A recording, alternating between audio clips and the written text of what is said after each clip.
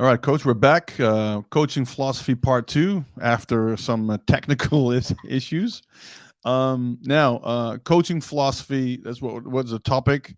I must say, I actually kind of lost my train of thought there, but the last question I did have for you was, can you recall the differences between your coaching philosophy back in 2000 and what is different in 2023? Well, I think obviously just having a better relationship with your players. You know, it's just hard to compare times. We all evolve, we Sure. all learn. I just try to get better every day. Something to get better at, and we don't have a rear view mirror, so I try not to spend too much time because you could beat yourself up also on on mistakes you've made, and I've made a ton of them. But you just try to focus on being a good person, being a good communicator, connecting with your players, showing them that you care, and like we said before, it's just being authentic. And as a coach, you have to be the rock of the organization. You have to be rock solid. They got to know when they look at you, hey, times get tough, coach is not gonna you know you know freak out, and this is going to happen or that's going to happen. You Mm, have to have a steady aim, and you're all trying to do the same thing, is all get better. And yeah. I know I can get better as a coach. I think the biggest thing that I learned, I'll be honest with you, I had a kid that helped make me a better coach. His name's Jan Weinreich. He's a handful. He would tell you that as Mhm. a quarterback. He's a Yeah. handful. And I never coached a kid like him before. And I told him that. Because he good, good, good German quarterback, really a lot of potential. But, he always questioned everything, and, he's always kind of pissy sometimes when things didn't go right, didn't like the play call. And, I just came up. It's nothing new or novel, but it was just like, hey, next play, Mm, because we were kind of mm, getting into it on the sideline sometimes, just like mm. I'm trying to coach him and he's trying to get the last word in. And so we both kind of just, got to agreement late in the year. We just say, hey, next play. And that's another philosophy, is how you coach and how you handle your players and how you handle adversity, Mm. because you can't sit there and worry about the last play. It's the Yeah. next play, and that's, hey, we got to move on. We got to Yeah. fix it and move on. That's what I Yeah. would say. Um, that's a philosophy in itself. Yeah. Well, I think it's important, right? 'Cause as coaches, what do we want players to do? That we want them to get better. Now, it would be very hypocritical of us that you demand your players to get better, and you as a coach, you don't have that same philosophy. That wouldn't be very smart, right? So, Right. I think that is the starting point. That if you try to make your players and to me it's not only the players, but you try to make the coaches better, you try to help the organization get better. If that's your your mantra or whatever you want to call it, philosophy, the Right. idea is we need everybody to get better. And um then and if again, if that comes from a good place, because you are a good person, there's not a there's not a bad bone in the coach who makes the decisions, then you have something that you can build on, or it can players can believe and trust in you, that you'll do the right thing. Right. You said the right word, building trust. You build trust and you build consistency. And, we talk so much about the physical part. And this is why I'm so glad we're touching on more of the mental part, because it's about relationships. It is about how we Mm, deal with one another and how do we bring out the best in our players. What hot buttons, what buttons can we push to make them better? Because again, it goes mm, back to what we said. Players, I asked the players, hey, you want to win a championship? Everyone raises their hand. Everyone. Now, can I hold you to that? If sometimes I'm going to coach you hard, I'm going to demand things, you're not going to like it. Can you deal with that? And that's the whole different ball game that people say, well, that's hard, but hey, if that's what the end result is, that's what it's going to take. And yeah. so anyway, it's as the saying goes, it's process over the result, and you keep working, you keep getting better. And especially over here, this is a different animal coaching in Europe. I'm just telling you. Mm. You get it. The ELF gets all excited. Oh my gosh, some guy coached at this Power Five. Has he coached in Europe? Has he coached with this mentality? And what has he done in Europe? Has he won Yeah, championships? Has he yeah, won a championship? Has he done it? yeah, And I look around, there's Troy Tomlin that I respect, Ken Anderson, I respect. Um, who else is, coaches that have been here and done it consistently. And the guy down in Stuttgart, Newman, he's Newman. done a Yeah. great job. So, Mhm. and then, and sometimes, I feel left out sometimes because people like, this, that, or it's more personal stuff. But if you can win here in Europe, you can win. You can build it. And it's just so hard to bring some American that coached at some Power Five or FCS school and then come here and total different mentality. Yeah. Yeah. So to touch on that, right? Do you think your philosophy has to change? Like, so let's say you're a rookie coach in Germany, and you have all kinds of credentials from the States. You come over. Does your coaching philosophy have to change to be successful in Germany or in Europe? I think your football philosophy doesn't really have to change. What your system is and what your plan and the details, but you've got to be able to adjust and adapt to one, the relationships, the players' demands. I mean, I went through that in Hamburg. We had a head coach come in, and he had no clue. He had no clue that, hey, these guys work, and they wanted to build a calendar of 5 days a week or 4 days a week. And there's nothing against him. It's just he didn't have the experience and he didn't ask. you know and so I think the expectations with the players is, you're going to get the most out of them when you practice. If you get 2-3 times a week with them, you've got to be highly organized, Yeah. definitely highly organized, because you got to be also flexible for all the things that are going to happen. Guy can't make it to practice, your key players and this and that.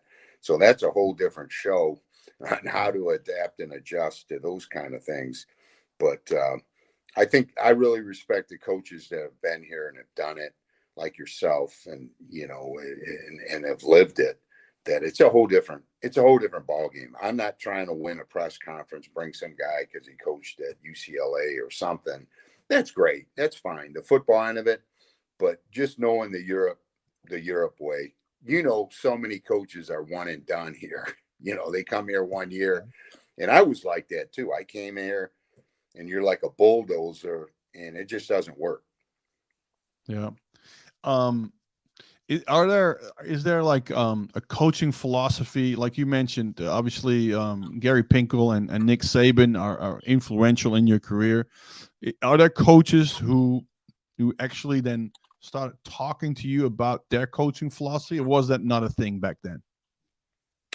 Yeah, that was kind of, I always, I always tried to find the guys that were detailed and organized, like how they went about everything. How did they do practice? How did they do Mm. their off-season program? How did they do recruiting? How did they work in the office and that type of thing? And I tried to bring that to Europe when I was with Cologne and Hamburg. Like I said before, we can get into that next session is coaching management. With assistants, is having coaches working together. That's so important, because that's the other thing. Your philosophy can be whatever it is, but when you're sitting in an office by yourself and all your coaches are working, you really got to be the rock of the program, because you've got to be able to communicate Yeah, your yeah, vision, your goals, how we practice, how we do things, and that's not going to change. But how you yeah, treat people, how you go about business, and what are your expectations? That's really important. What are your expectations, and are they yeah, in reality? Because we're in yeah. Europe.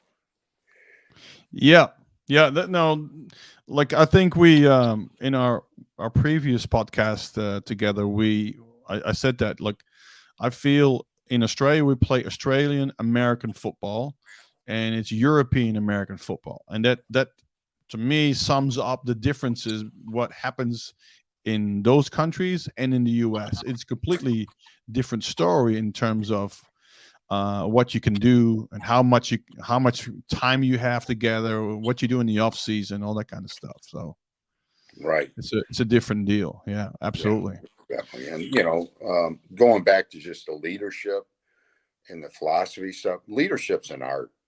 And to be a leader, I mean, it's important that you connect with your players, and Mm, especially your good players, mm, because that's where it gets really important, because you got to develop good relationships.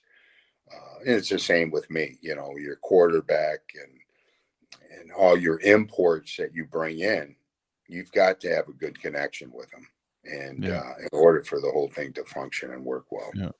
Yeah.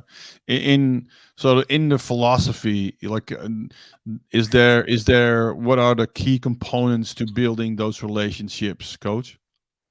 Well, for me, is showing you care about your players, and letting them know that you're human and you're going to follow through on what you say you do. I bring a kid Mhm. over from America and here, and then we tell them, hey, you're getting an apartment, this, and it doesn't line up, it doesn't work. That's not going to fly. You're not building trust. Sure. And one is trust is earned. You earn trust through adversity. It's great. I always said that a long time ago. We're in Cologne. Hey, everyone's happy, all that running around players. Let's see how it goes when some adversity strikes. Mhm. We'll find out, Mhm. real quick. So, just backing up what we said, being transparent, being authentic, letting them know you care. But yet, hey, these are the principles and these are the standards we have, and we're going to uphold those. So Yeah. that's and obviously the philosophy is always to get your players better. That's that's my goal. That's what I love. I miss Mm. practice. I love practice. Did we get better today? Yeah. So I have two questions I ask daily at practice, right? Is why do we practice? And then the team answers to get better. And then the other question is why are we on the field?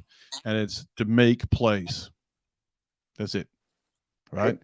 So Yeah. now to me, that puts their mind on to, all right, why am I here at practice? I'm here to work and get better. And how big a step, how small a step I can make each practice, that's important.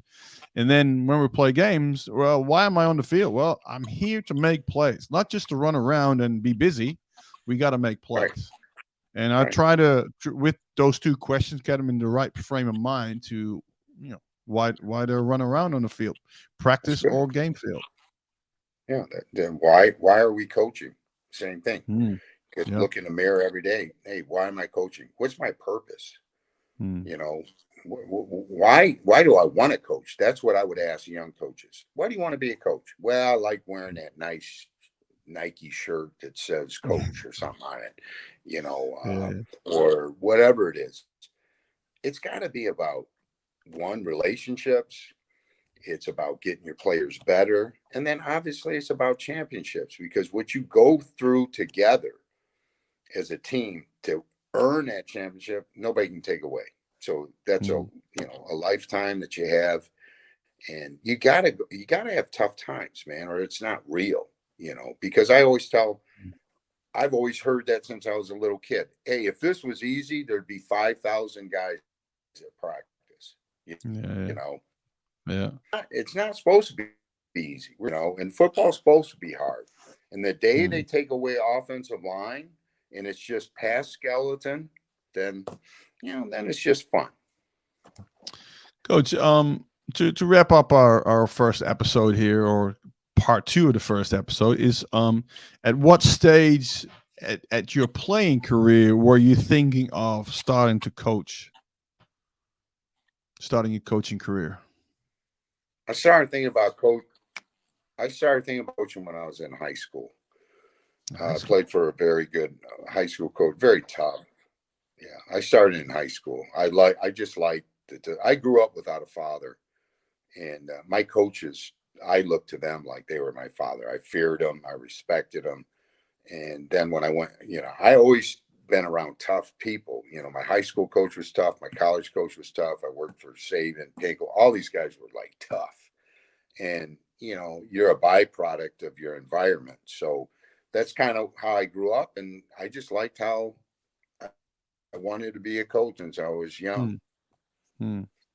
You know, just thinking about that is in terms of, a lot of times, and it goes for me, is like, um, when you think back to some of the coaches that you had, you go like, yeah, man, he inspired me to start coaching, and um, I take bits and bobs of this coach and that coach, but like me, I didn't think of 1 second of coaching till people asked me if I wanted to coach, and that was it. Didn't never look back afterwards, but I never thought about it. And it's like, oh, why don't you start coaching? It's like, yeah, okay, but I really quickly, and I told you a story the other day, is that I had that Don James, playbook with, it had everything, and it had Hmm. practice organization, and also some what I considered a part of a coaching philosophy that I really early on I got, all right, this okay, so I have to start thinking about that, and that helped me. But a lot of coaches, they start coaching, because what you'll hear is give back, right? You want to give back to the game because it gave you a lot, and you want to give back to the game, and that's not was not my starting point, but it's definitely, Right, I try to be as a coach, be in a position to help guys on and off the field. That's part of my philosophy as well. right. Yeah, that's big. Yeah, exactly. Where you know um I think it's, you don't have to be a good person to be a good football player, but if we can become a good person because of the game, I think that's a win-win. Yeah, no doubt. Oh, And you learn those attributes: work, adversity, follow through, not up, all those things. You know, oh, we're dropping out again. All right. So we'll just this is the end of part two of Coach Heidelberg in a game of football, and we see you back for part two.